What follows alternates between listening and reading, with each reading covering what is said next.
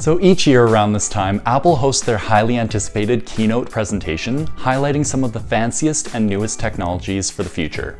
And without a surprise, Apple just released their newest models of the iPhone, and they named it, drumroll please, the iPhone 11.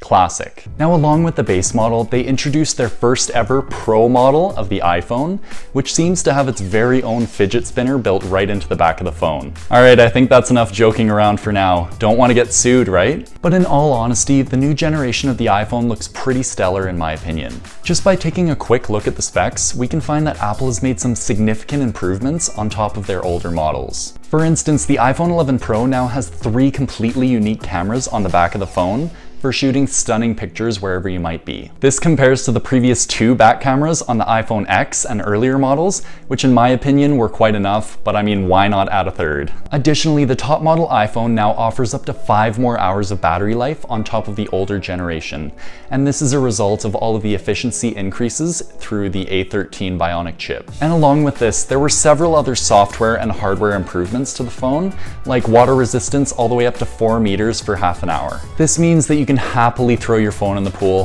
forget about it, remember that you actually threw your phone in the pool, go down, swim and grab it, and still have a freaking awesome working iPhone. Now with that said, you might be wondering why I'm hyping up the new iPhone 11 like it's hot bread coming out of the oven, while the title of this video says otherwise. And that's because there's one thing I have yet to tell you, and that is how much this fancy thing costs. Because you're probably thinking, this ain't cheap. And guess what? You're absolutely right. So here in Canada, the base model of the iPhone 11 with only 64 gigabytes of storage starts out at $979. Basically $1,000. Now, if you want to level up to the iPhone 11 Pro but still make sure it fits in your pocket, you're going to be looking at a premium price of $1,379. But of course, that's not it. The mammoth-sized iPhone 11 Pro Max is going to cost you a hefty $1,519 for the base model, and get this, $2,000 for the top model with 512 gigabytes of storage. So you can do the math in your head. This phone is likely going to take days or even weeks at work to finally pay off. But what I haven't mentioned is that there's actually a hidden cost associated with buying this phone, and it's really not apparent at first sight, but you must be aware of it. As you may already know, this channel is all about personal finance, investing, and making good money decisions. And so with that, I'm going to explain to you why the iPhone is going to cost you significantly more than you actually think it will. And by the way, if you are enjoying this video so far, be sure to smash the like button for the YouTube algorithm.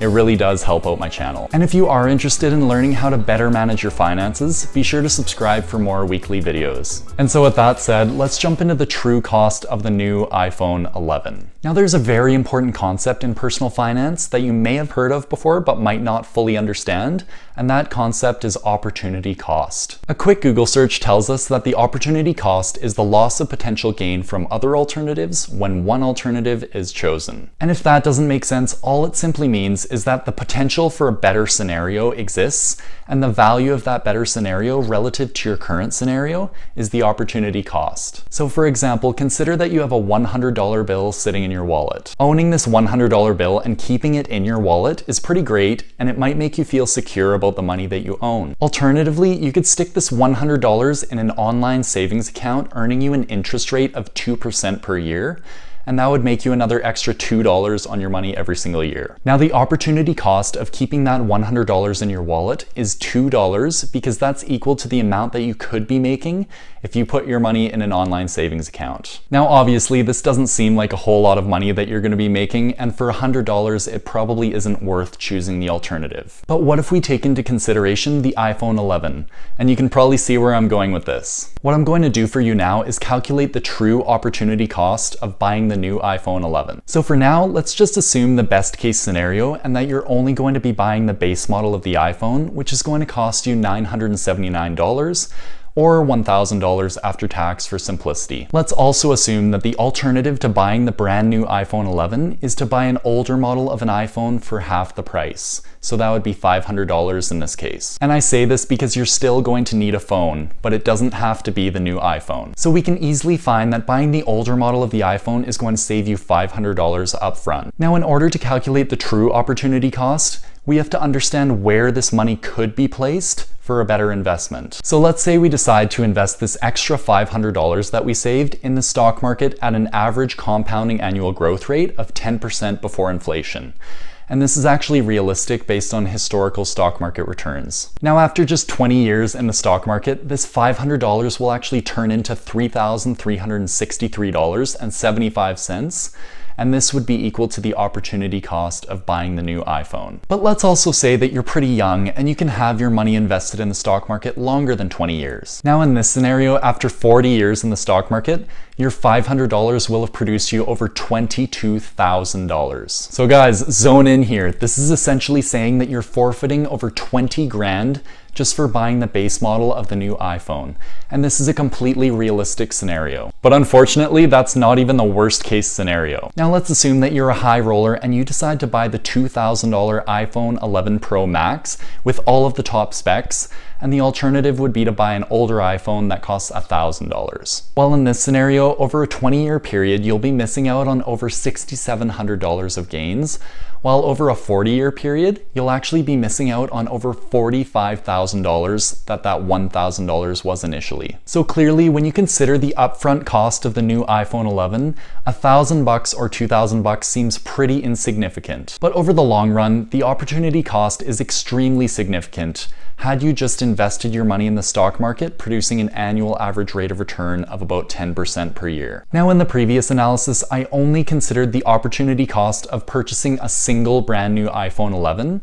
However, you may be wondering what would be the impact over my entire lifetime. Now, it's very likely that you're going to be going through several phones in your lifetime because phones simply aren't built to last more than a few years. So let's extend this scenario to your entire lifetime or the next 40 years just to keep it simple. Now, let's first assume that you plan on buying a new phone every 2 years, which is pretty realistic. And let's start by comparing a base model iPhone that would cost you about $1,000 compared to the alternative of an older iPhone that would be $500. So by purchasing the cheaper iPhone every 2 years, you'll have the opportunity to save and invest that extra $500 every 2 years at an annual compounded growth rate of 10%. So over the course of 40 years, this would equate to a total investment value of over $133,000. And in the scenario where you decide to not buy the more expensive $2,000 iPhone and rather buy a $1,000 cheaper one and save the rest of your money, over 40 years, you will have saved over $266,000. So now that you realize the true opportunity cost of buying a brand new iPhone every 2 years,